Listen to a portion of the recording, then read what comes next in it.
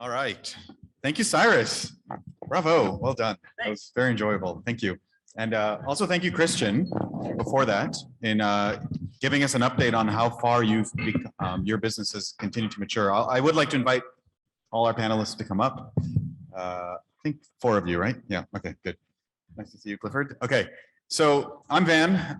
I'm the co-founder of a startup accelerator and incubator that supports entrepreneurs that are changing the way we move and communicate. So funny enough, to Cyrus's point, we are headquartered here in El Segundo in Southern California. We are active in 10 countries now and we're growing. But this is a very powerful narrative that I think we've seen the technologies possible. We're seeing the investment dollars and the economics of this is happening. So I really want to kind of just bring it back to the folks here. Cyrus, you just kind of said, this is where it's supposed to happen here in LA. However, we see all these other examples of helicopter flying into these other locations. So I'm not trying to be hard on my friends here in the LA region, but I want to take some experience from our friends in Paris, our Canadian friends. And also, Clifford, I want you to kind of talk a little bit about what you guys are doing on the infrastructure side as a startup as well. So maybe I'll invite each of you to kind of just quickly introduce yourselves and talk about your role as a stakeholder in seeing, to Cyrus's point, the next wave of rolling out and not just knowing there's technology or economics, but that the policymakers and the city officials are learning and getting lessons and are supporting the next generation of entrepreneurs that are making this possible. So please, maybe we'll start from the far side with Romain. Yeah. Thank you, Van. Hi, everyone. Pleasure to be here. So I'm Romain Erny. I'm head of mobility and transportation at Choose Paris Region. Choose Paris Region is a non-profit organization financed by the Paris region government. So for a bit of geography, this is the city of Paris and 7 counties surrounding Paris, including airports. For instance, we have high density population, and also we have suburban areas and also rural areas, so different use case for mobility and transportation. And our main goal is to support businesses and also to attract businesses from abroad to set up and expand in the Paris region. So we are very interested in urban air mobility or advanced air mobility in the Paris region for a few reasons. The first one is because we have one of the largest cluster in aeronautics and space in Europe. So Cyrus, you have the UK, but you also have France. And we have big names like Safran and others, and we are very interested to help them to stay ahead and as you mentioned, in the international competition. That's one point, and the other point is what we were in contact with a lot of and especially eVTOL manufacturers that approach us and say that Paris is a very good use case to start commercial services. So with very aggressive targets, you heard about Christian and the 2023 and the Olympics in Paris. And the last point is, we have airport infrastructures and also local operators, ground transportation that were interested in digging more into this field. So that's why we decided to launch a project. Maybe it can take a few minutes to discuss that afterwards, but that's our mission to stay ahead in the and in Europe.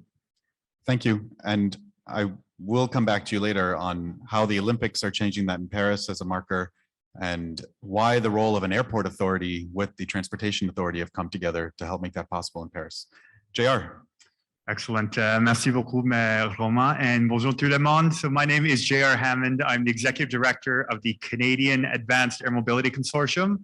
We are the federal not-for-profit founded in conjunction with the NASA equivalent in Canada, the National Research Council, on really representing that unified national voice for advanced air mobility in Canada. We are determined to ensure that all of the work extending from the drone and RPAS world through the VTOLs that Cyrus has spoken about as well, critically as well, the fixed wing and leading into the commercial aviation has a role in the future of Canada's decarbonization and transportation strategies. So our work brings together not only our national regulators, Transport Canada and NAV Canada, but critically the 3 levels of government, federal, provincial, and municipal, industry, academia, and capital into showcasing how advanced air mobility will play a role in the future of Canada's moving of people, goods, and services.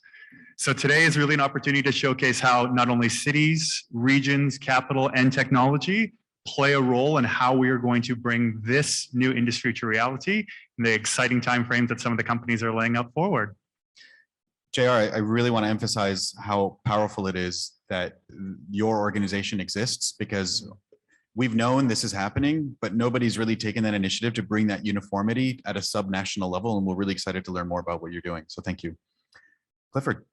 Yes, I'm Clifford Cruz. I'm the CEO and founder of Skyway.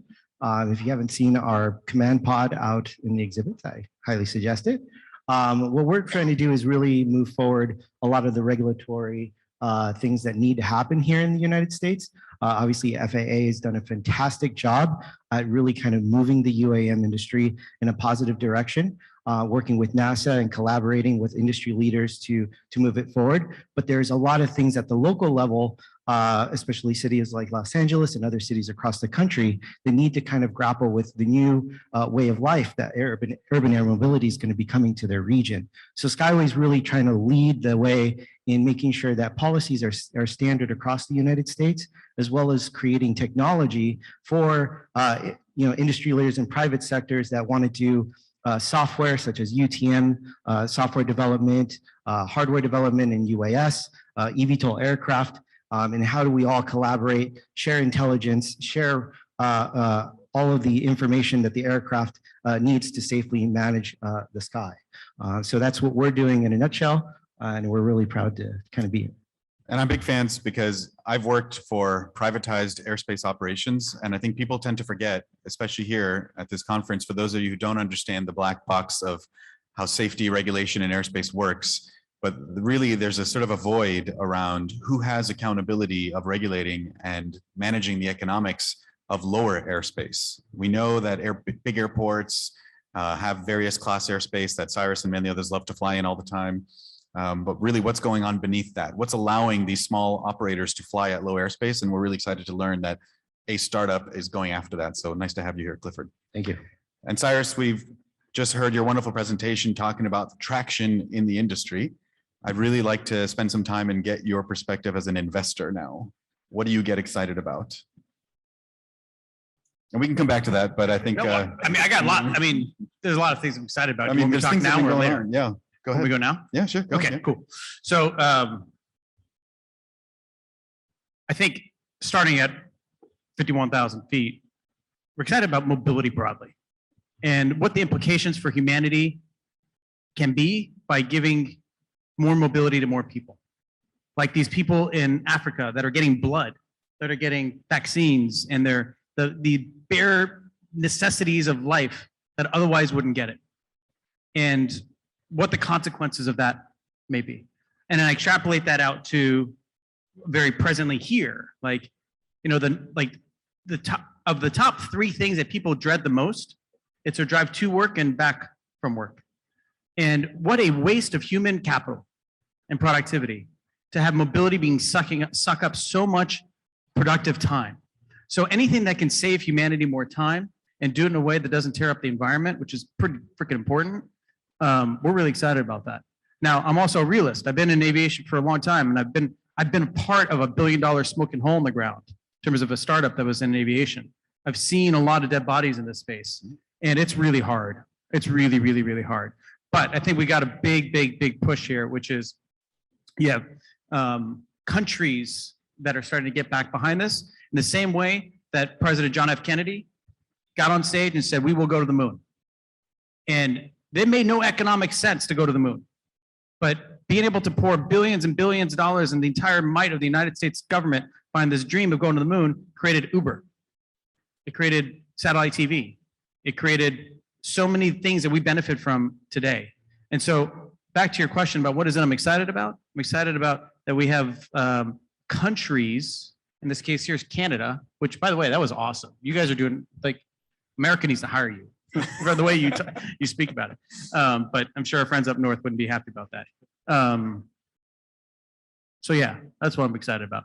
We'll come back to you. I want you to think a little bit more about if another startup pitched you to say, fund my company, what are you looking for? So let's come back to that. But I do think you touch on a very critical topic, which when you look at the sovereign perspective, the national perspective, yes, NAV Canada and now subnational players, and I think we'll come to you in a second, JR, but when you think about that cognitive dissonance that Cyrus just kind of touched on, the psychology, we're futurists, we're visionaries. We want this stuff to happen yesterday. Okay, this is not about what will happen in the future. You heard Christian's talk, you heard Cyrus's talk. We're seeing this happen today. There's aircraft in front of you sitting outside this building. Okay, Romain, how are you in Paris addressing that cognitive dissonance to say this is now happening? We're working this for you. Very good question, Van. Maybe I just wanted to highlight first that maybe the future of transportation in the Paris region, this is mass transit. This is the backbone, and this will be the backbone of the future of mobility in the Paris region. And we also promoting and investing a lot in active mode, like biking and cycling. It's so important, and that's the future of mobility in the Paris region. But to answer your question, yes, we are really interested to understand what role UAM or AM could play in a region like Paris, because it's quite different than Canada or than here in LA.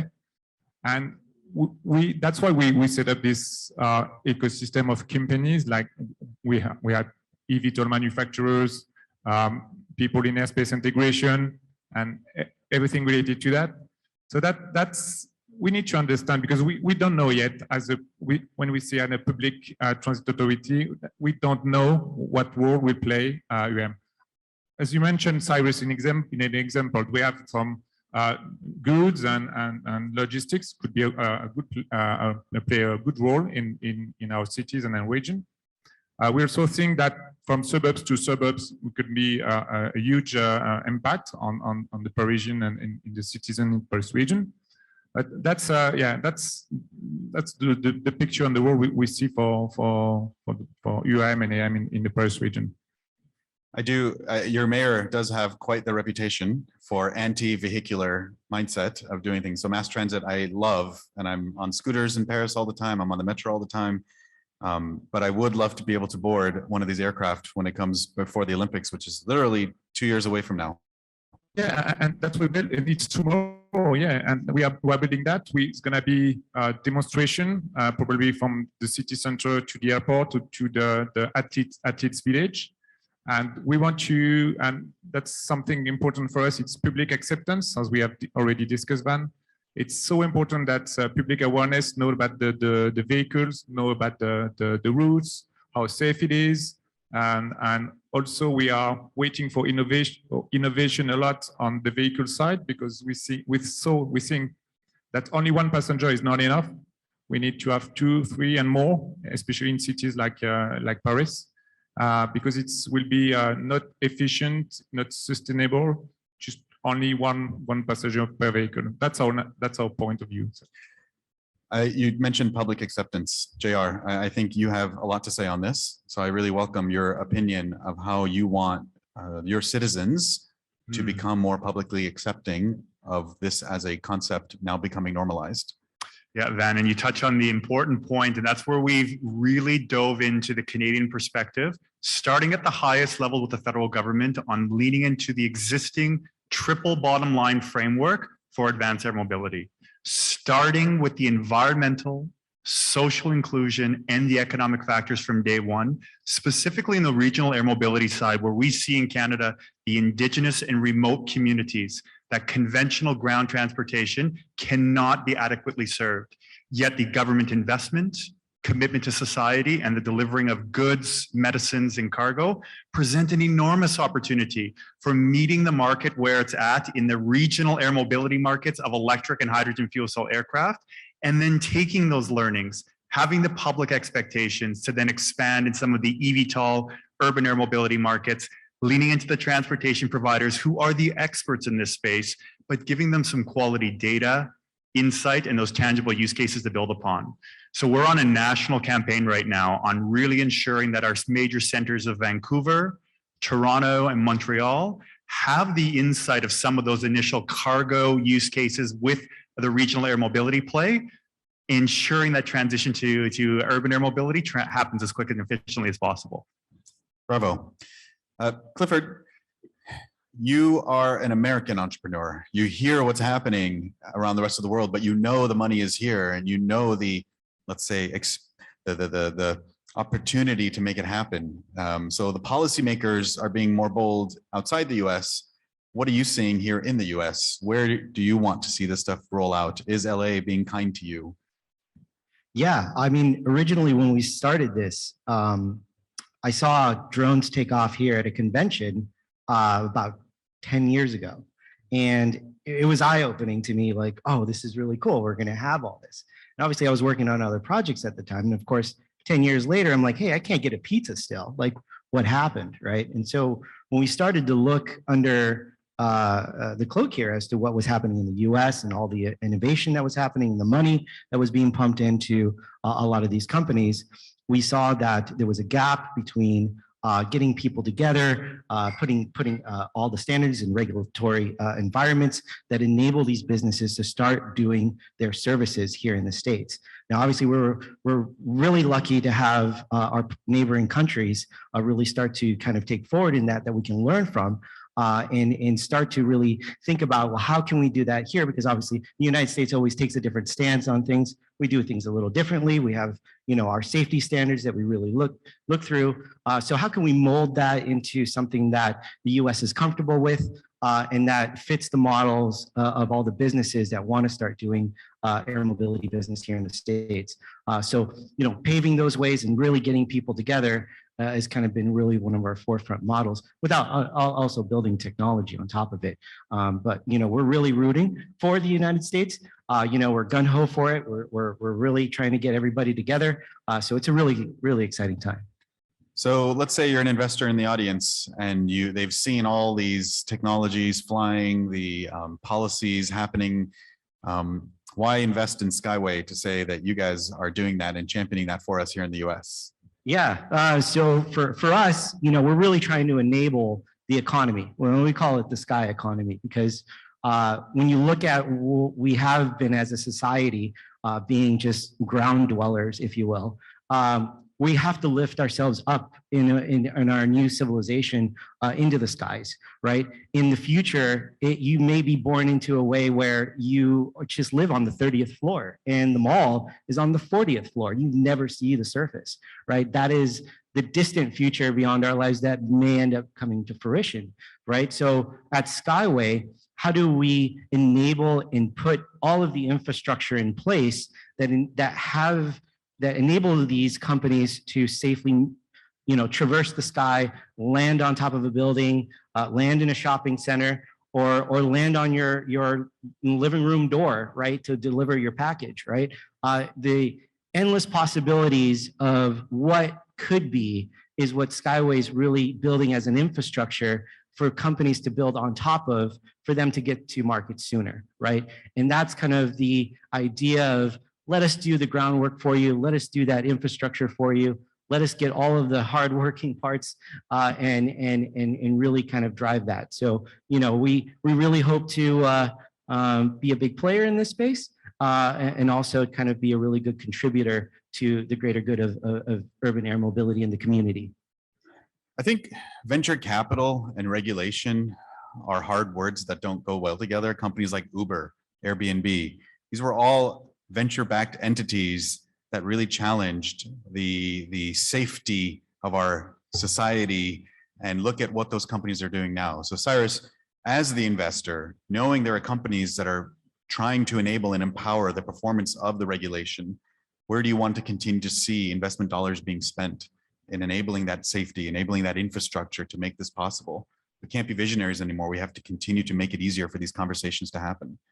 Where do we need to invest more dollars, and how do we get more people involved in supporting that regulatory discussion with venture dollars behind it? We're in a pretty crazy time in venture right now. Yeah. I'd say we're a crazy time in humanity's existence, and that we are at a convergence of abundance. There's an abundance of capital. There's an abundance of exponential technologies, and there's an abundance of human will. Exactly. This is profound. And a good idea gets funded in a day today. Like, I mean, the competitive nature in the venture space around a good idea with a good founder, with something that the market needs, capital is not an issue. Frankly, it's people to actually be able to come up with those ideas. The human capital shortage is much bigger issue as far as I'm concerned than it is where are the dollars? The dollars are going to fund the right projects right now. And I'm not actually too concerned about that. But really, a more important question is where the people going to come from? And I'm really worried about that. I'm worried about rather how we inspire a new generation of entrepreneurs and kids in STEM with a very varied background and diversity of thought that are not just a Me Too, what we saw before. I don't mean too in the sort of cultural context of today, but Me Too is in just doing the same thing over again.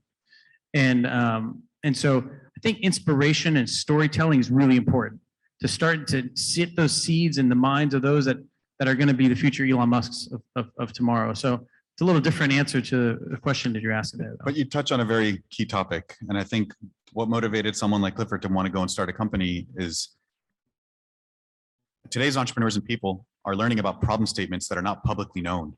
So how do you unveil or pull the curtain on these fundamental challenges that exist in our infrastructure? So please, Clifford, you were going to say Yeah, something. I kind of wanted to add to that. We actually tried to figure that out ourselves. We couldn't find the research. Obviously, it's a young industry to be in. So we actually dug as much as we could through information, calling out people. And what we realized was out of the $10 billion plus that have been put into this industry worldwide, a small percentage of that has been done for the infrastructure, right? So what we're seeing is a lot of capital that had been pushed over the years of building the aircraft, but now that the aircrafts are ready to fly, well, we forgot about where they're going to land, right? So it would be great to see venture capital start to look for companies that are innovating in tray-based delivery systems for homes, charging stations for aircraft, all of the infrastructure required for these companies to start to leverage on and do business, right? Another thing that we see is a lack of investment into Uas Operations, so delivery technology. And you may look at their balance sheet or their deck and you may see like, oh, well, they're not going to be doing business and it's really far ahead. But it takes a while to develop these technologies and make them safe and doing them right. So it really would be great to see, the venture capital world really start to kind of take that higher risk than they normally would, kind of like back in the day where, they took a risk on anything you had. I mean, if you had an idea for an app back in the day, they would just throw money at you. And now they're a little bit conservative. We need to get back into that. You know what? Let's take that risk. Let's start to innovate. Let's put the money into these really great operations and ideas of all these really great innovators and start to pave that way of making a really cool environment that we can kind of all live on. So what's next? JR, how do we make that happen? So this is like the inspiration side that Cyrus was talking about. And I'll bring the example of Vancouver, British Columbia, Canada, where we currently have the largest operating urban air mobility market with our conventional helijet of helicopters and harbor air of float planes, moving people and cargo from the downtown center of Vancouver to your Seattle, our provincial capital of Victoria across the island. The innovation and inspiration of kids, the next generation, seeing the electric float plane that's currently operating in Vancouver, the future potential of our vertical takeoff and landing solutions. This is what people are looking for. These are the opportunities that are coming and stemming from some of these epicenters around North America and Europe and Asia. And it's going to inspire not only the STEM education side, academia to lean on board, and critically some of the government incentives to keep this industry moving and providing that next generation of the workforce. How do we continue to, I guess, publicize or surface these problem statements that exist in our infrastructure? How do you match those that are inspired with where we need to bring to solve those solutions? Is that happening in France? Is it happening in Canada? I mean, Cyrus, where are you seeing it? I'm just something to think about. Like, does anybody have any ideas in terms of, well, what else can we do to continue to bridge those inspired with where they see those problems continuing to be rampant in our infrastructure? I'll jump on that. Universities. So like universities starting to create new programs for this kind of stuff. big deal to start creating multidisciplinary engineering programs and connecting them with industry to have them think differently. So there's a number of universities that are, in fact, Udacity, which is the company of Kitty Hawk, which is Sebastian Thrun, who is one of Larry Page's companies. He's got a flying car course in Udacity. And I think having education be a part of it is a great way to connect these inspired folks to have a pathway to get to industry. That's one idea. Good. Romain, you were going to say something? Yeah, the same thing. Education, public awareness is key, in my opinion. And also we have to do our homeworks. We have next week we will launch our new sandbox in up north of Paris.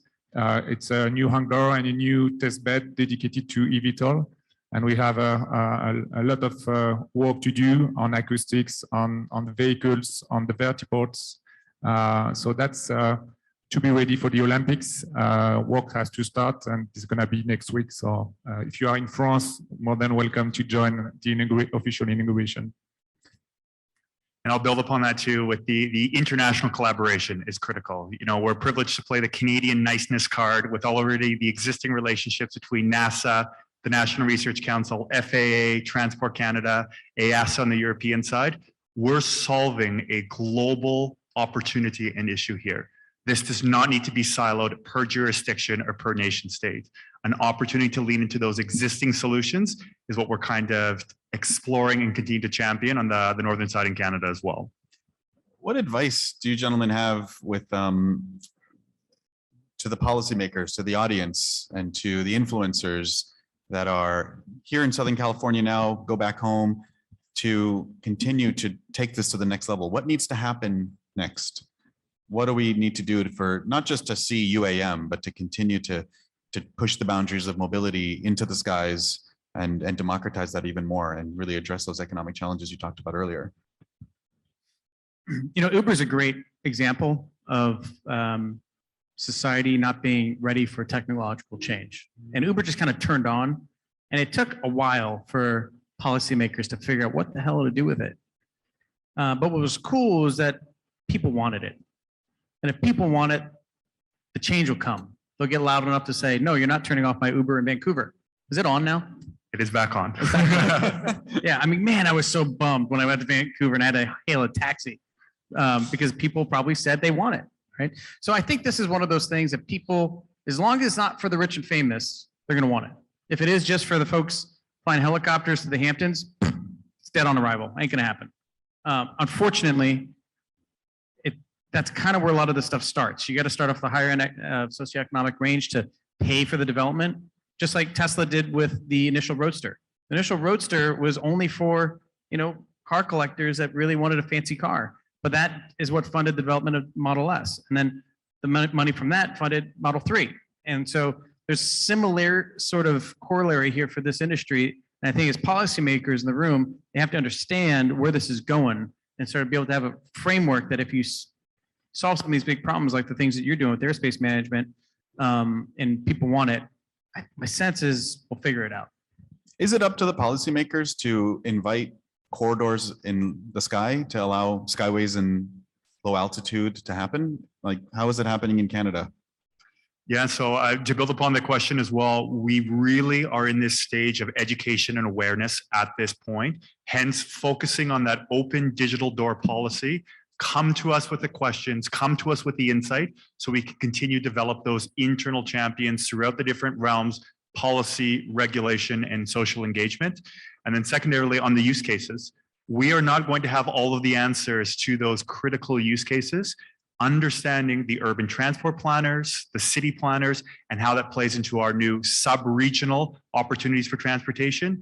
There's going to be some very good caveats that come out, not from the industry ourselves, but leaning with those policy aspects too, Van.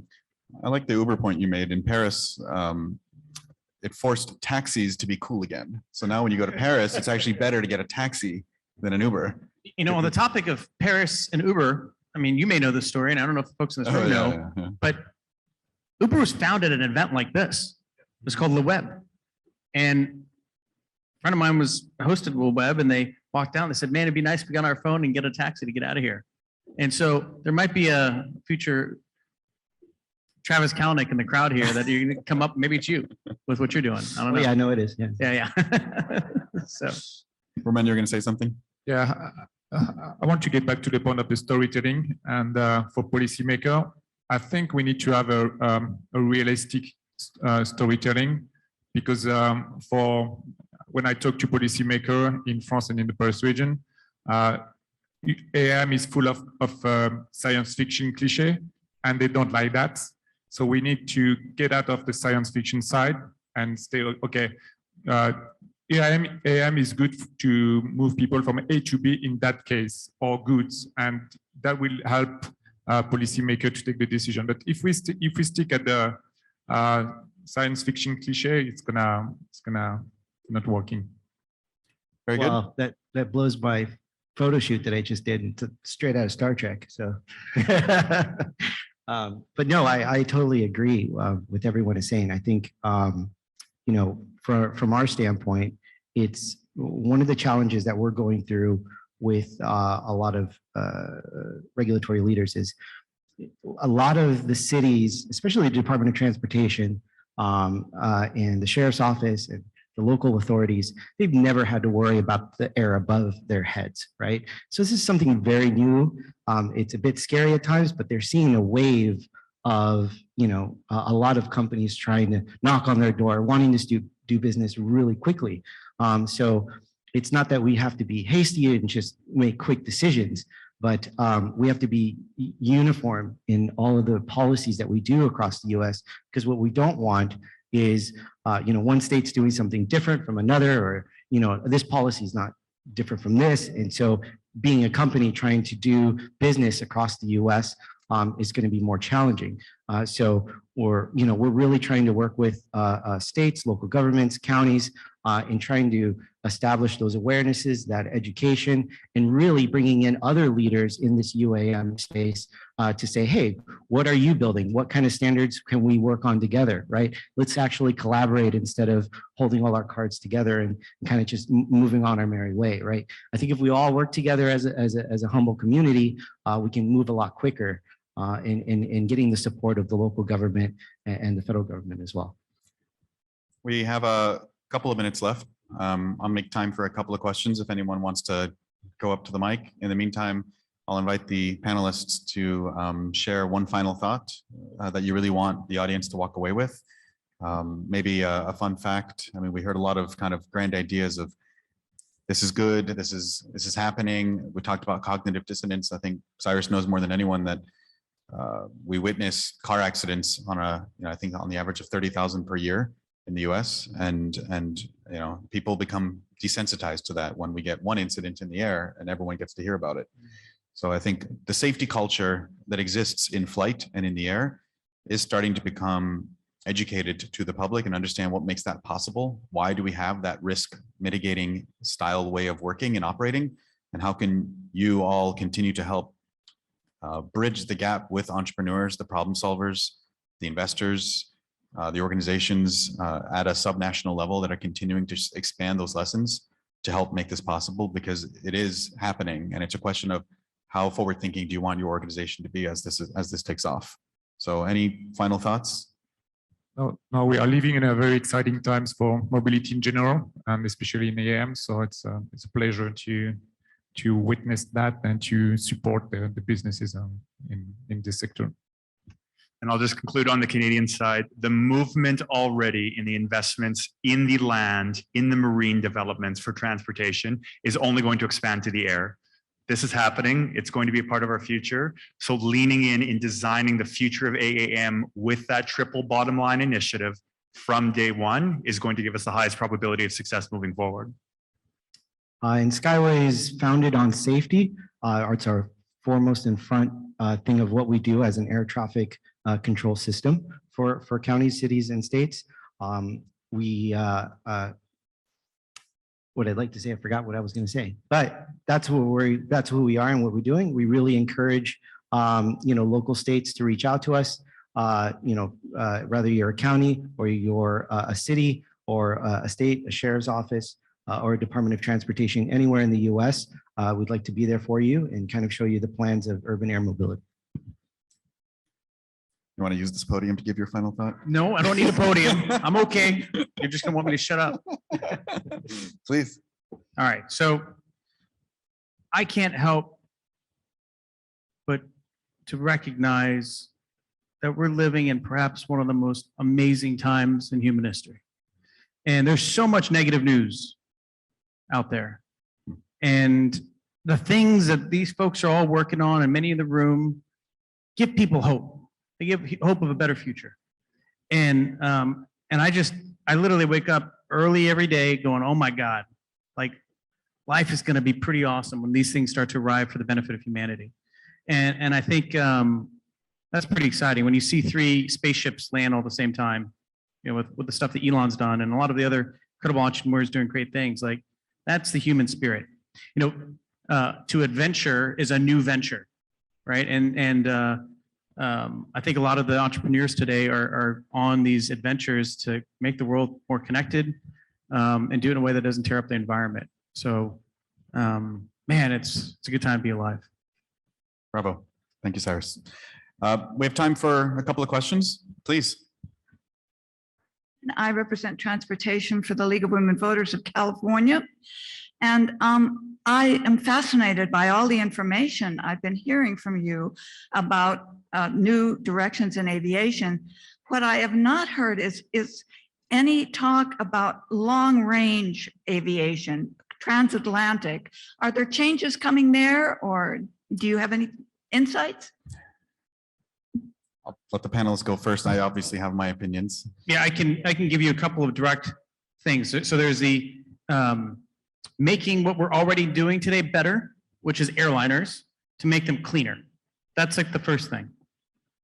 To make airliners go a whole lot faster is really, really, really hard because we got this whole sonic boom thing and this Mach drag thing, and it just traditional airliner technology, that's not going to change anytime soon. There are a few companies that are creating supersonic transport. They're primarily focused on private jets right now. And frankly, I don't think that's going to work. I think it's really, really expensive. It's going to take up a lot of gas, and it's not particularly near term that any of us are really going to benefit from, or really more importantly, most of humanity. I think the most interesting thing around long distance travel is SpaceX with their big Falcon Heavy rockets. Starship. Starship. So that thing, it will be able to take off and land in Japan in an hour. And they're about to do their first orbital flight. And eventually, there's a pathway to actually put people on those things. It's happening underneath our noses right now. So that's actually, for long distance travel, in my opinion, perhaps one of the more interesting things that most people aren't looking at. They're just saying, oh, it's going to go to Mars. Well, no, in the near term, it actually might be able to move people around the planet. And that's not that far away. Yeah, I also believe supersonic jets are getting back together. He did mention, so Yeah, there's yeah. supersonic, hypersonic travel, there's stratospheric travel with spaceships going out of orbit, letting the Earth spin, coming right back in. There's stratospheric balloons if you just want to see the circular line. So there's a lot of ways you can enjoy and get around the world, and they are being built. Yes. Anybody else wanted to add? And I'll just say you have your United Airlines here in the United States leaning into these conversations, and similar on the Canadian side, our flag carrier of Air Canada are sitting at the table, understanding how this is going to be a part of their future from the regional, urban, and of course that transatlantic and then intercontinental side as well. The other thing I think didn't come up is not just long distance travel, but how intermodal transport. I think Romain talked about it a little bit. The rail is much more prevalent in places like Europe and other countries. And I think, we have Hyperloop here, but they're looking at use cases in other countries. But how we get from one place to another, and I think Christian talked about that with Volo Connect around small airfield to small airfield. So intermodal transport is being completely overhauled, and technology is much more affordable today to allow those big idea innovations from the 50s to be possible today. And a lot of companies are offering that idea. So, all right, next question. Cool. Guys, that was a really thoughtful panel. Thank you. A question from a policymaking regulatory standpoint. So some of these UAM providers are taking the tack where they're just going full autonomous from the outset. Some are being designed for a pilot to have a human in the loop, and then eventually going to full autonomy. So from a city government standpoint or a regulatory standpoint, how do you guys think that this is going to play out, and which one's going to come first, and which one is going to be scalable? So traffic happens because of humans. If every car on the road was controlled by a computer, we wouldn't have traffic. Okay. The moment you start to mix automated aircraft with human aircraft, and not to say that, taking a Cessna on a summer day is a beautiful thing. I love doing it also.